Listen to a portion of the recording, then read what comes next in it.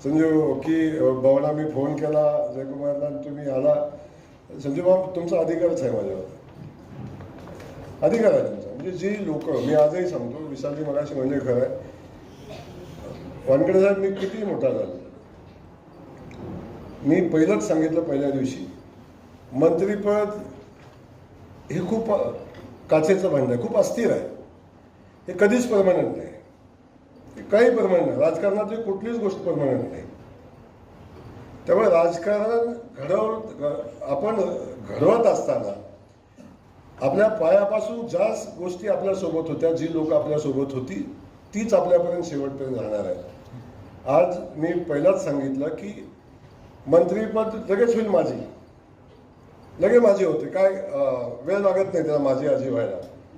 पण आपण जे कर्तृत्वानं इथंपर्यंत आलो आणि तेव्हा जे मला जयाभाऊ नावाचं एक पद लागले, भाऊ नावाचं पद लागले ना संजू भाऊ, ते मी अस्थीवर जाताना सुद्धा ते सोबत राहणार आहे, ते जाणार नाही. आणि ती भूमिका ठेवून आपण काम करायची भूमिका घेतो. त्यामुळे संजू भाऊ आपण एक फोन केला, प्रत्यक्ष भेटलोही नाही कार्यक्रमाला या म्हणून सांगायला, असं अजिबात मला गरज भासली नाही.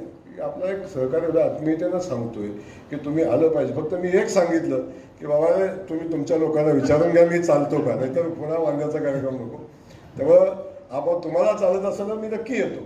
आणि आज या ठिकाणी संजूभाऊ आलो आपल्या, आपण मला बोलवलात. आपण संजूभाऊ फक्त साहेब पत्रकारच नाही येते, तेवढंच मजबूत राजकारणी पण आहेत. दुकान वडिलांचं आणि किराणा मालाचं दुकान आणि शेती याच्या पलीकडची कुठलीही राजकीय पार्श्वभूमी नसलेलं कुटुंब, आणि त्या कुटुंबातला पोरगा 4 वेळा आमदार होऊन आज राज्याचा मंत्री म्हणून काम करतोय.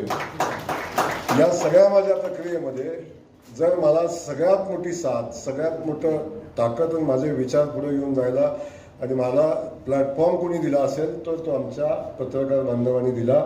म्हणूनच आज जयकुमार गोरे इथं आहे, हे मी मनापासून आणि हृदयापासून सांगेन. शेवटी नाही तर एवढ्या मोठ्या प्रस्थापितांच्या गर्दीमध्ये, राजे महाराजांच्या गर्दीमध्ये असं एखादं व्यक्तिमत्व या व्यक्तिमत्वासोबत स्पर्धा करून पुढे येणं हे सहज शक्य नाही, हे अशक्य कोटीतली गोष्ट आहे. त्यामुळे मला सांगताना अभिमान वाटतो की मी अनेकदा म्हणतो की माझ्या पत्रकार बांधवांनाही सांगत असतो, आणि संजूभाऊ आपण म्हणला, पण माझं आणि माझ्या आयुष्यात कधीही पत्रकाराचं भांडण झालेलं नाही. पत्रकारिता आणि माझं खूप जवळचं नातं जपणारा मी कार्यकर्ता आहे. शेवटी आपल्या चांगल्या आणि वाईट गोष्टी मांडणारा पत्रकार आपल्याला जीवनामध्ये सुधारण्याची संधी निर्माण करून